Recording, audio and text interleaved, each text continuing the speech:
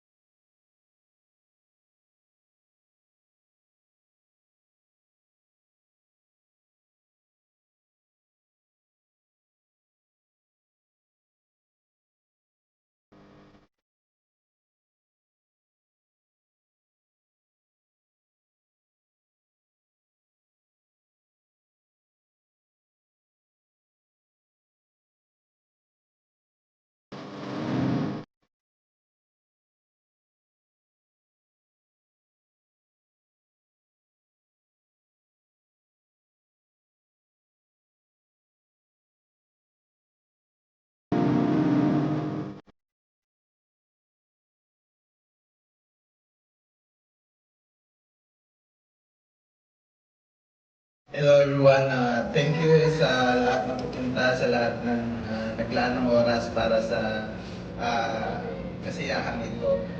Sa ganun.